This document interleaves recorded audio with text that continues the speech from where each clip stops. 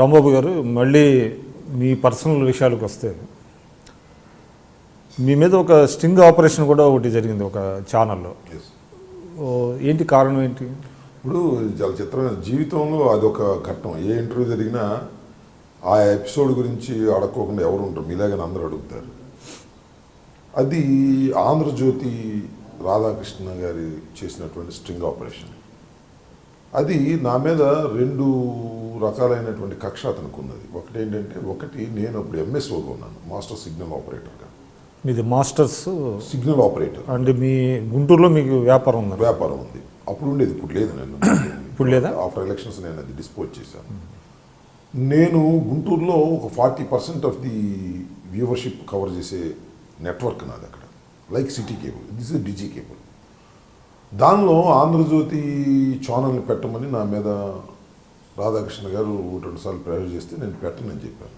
దానికి ఖచ్చితంగా ఆయన మాకు పే చేయాల్సినటువంటి ఫీజు పే చేస్తే తప్ప నేను పెట్టను అన్నాను. ఉచితంగా చేయమన్నారా? ఉచితంగా చేయమన్నాడు. నేను చేయనని అక్కడ ఒక డిస్ప్యూట్ నాకున్నది. రెండవది ఏంటంటే, నేను అందరికీ తెలిసినట్టుగానే వైఎస్ఆర్ కాంగ్రెస్ పార్టీ ఆవిర్భావం నుంచి కూడా జగన్మోహన్ రెడ్డి గారిని సపోర్ట్ చేస్తున్నటువంటి వ్యక్తిగా నాకు బాగా గుర్తింపు వచ్చింది. నా వాయిస్ జనంలోకి వెళుతూ ఉన్నది. సో వైఎస్ఆర్ కాంగ్రెస్ పార్టీని దెబ్బతీయాలి అంటే ముందు నన్ను దెబ్బతీయాలి అనేటువంటి ఒక ప్రయత్నం.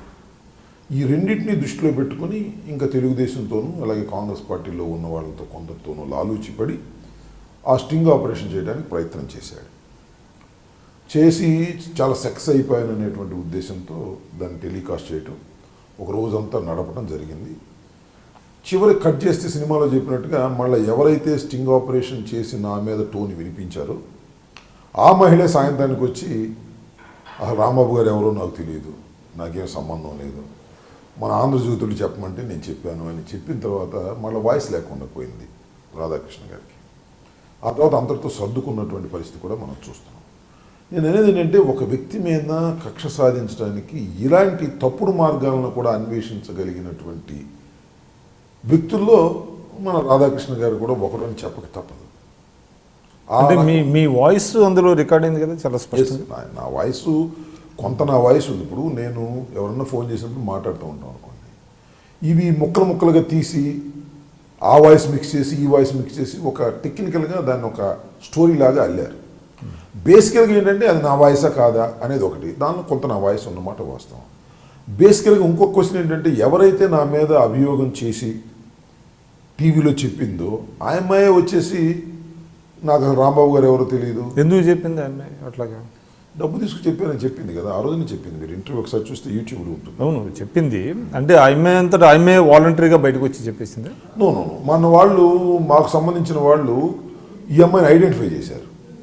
ఆమె పనిచేసే ఏరియాలో ఐడెంటిఫై చేసి, నాకు బంధువులు ఉన్నారు వైఎస్ఆర్ కాంగ్రెస్ పార్టీ, ఏంటి అమ్మాయి నువ్వు ఇటు చేసావంటే ఆ అమ్మాయిని కొద్దిగా గట్టిగా అడిగితే చెప్తే ఇట్లా నువ్వు తప్పుడు పనులు చేస్తే అట్టాకు అవతల ఒక మనిషి చాలా ఇబ్బంది పడుతున్నాడు, ఆయన్ని అన్పాపులర్ చేయడానికి ప్రయత్నం చేస్తున్నారంటే ఇప్పుడు వాళ్ళు తీసుకొచ్చి సపోర్ట్ చేసి పెట్టించారు.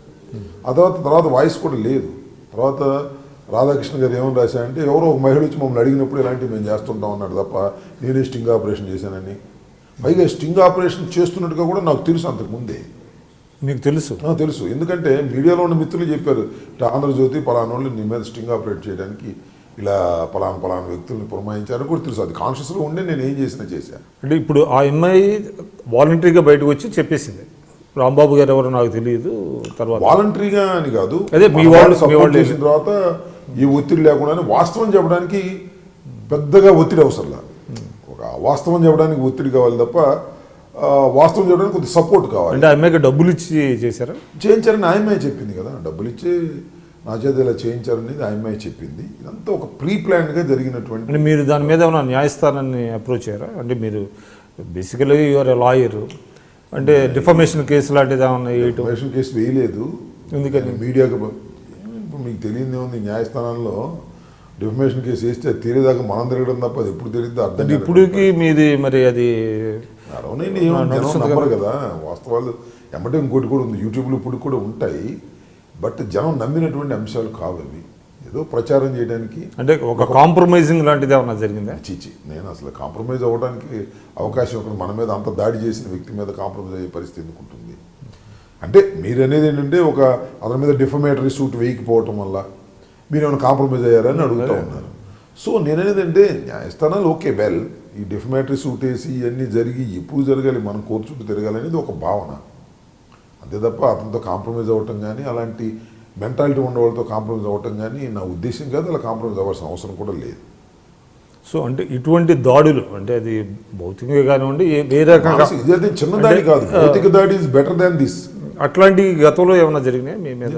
ఇప్పుడు కాంగ్రెస్లో ఉన్నప్పుడు కానీ వైఎస్ఆర్సీపీ కేసులు ఏమైనా ఉన్నాయి మీ మీద? ఏం కేసు? పర్సనల్ ఏమి ఇప్పుడు ఎటువంటిది? సో అదొకటే ఫస్ట్ టైం? అదే ఫస్ట్, అదే లాస్ట్. అదే లాస్ట్. సో ఇప్పుడు బాగానే ఉంటుందా? అంటే ఇప్పుడు రాధాకృష్ణ గారితో మళ్ళీ మీ నాకేం పెద్ద సంబంధం లేదు. నేను ఎప్పుడు ఆ టీవీకి వెళ్ళడం చూసారు మీరు? ఎప్పుడే నా వార్తలు కూడా చూపించరా? నా వార్తలు చూపించరు. నేను ఆ టీవీకి వెళ్ళను, ఆ పేపర్లో నా వార్తలు రాయరు. ఆల్మోస్ట్ నన్ను బ్యాన్ చేశారు. నాకేం పెద్ద అభ్యంతరం లేదు, వాళ్ళ ఇష్టం, వాళ్ళు బ్యాన్ చేసుకోవచ్చు. కానీ నా మీద నెగిటివ్ స్టోరీస్ ఏమైనా ఉంటే వేస్తారు. రాంబాబు గారికి వాళ్ళు వ్యతిరేకం, వీళ్ళు వ్యతిరేకం రాయమంటే రాస్తారు. సరే, అదొక నెగిటివ్ ప్రాపగాండా. జగన్మోహన్ రెడ్డి గారికి కూడా వ్యతిరేకమే, మా పార్టీకి వ్యతిరేకం, నాకు వ్యతిరేకం, జగన్మోహన్ రెడ్డి గారికి వ్యక్తిగతంగా వ్యతిరేకం, రాజశేఖర రెడ్డి గారికి వ్యక్తిగతంగా వ్యతిరేకం. వాళ్ళ పేపరు వాళ్ళ ఇష్టం, మనం కాదనడానికి వీల్లేదు. మన వార్త రాయరు, రాయకపోయినా నువ్వు ఎందుకు రాయలేదని నేను అడగను. ఆ పేపర్ ఒకటే చూసేవాళ్ళు కాదు కదా, చాలా పేపర్లు చూస్తారు కదా. అందువల్ల ఆ పేపర్ మనం బ్యాన్ చేసింది, మనం అతను బ్యాన్ చేసాం, దట్స్ ఆల్.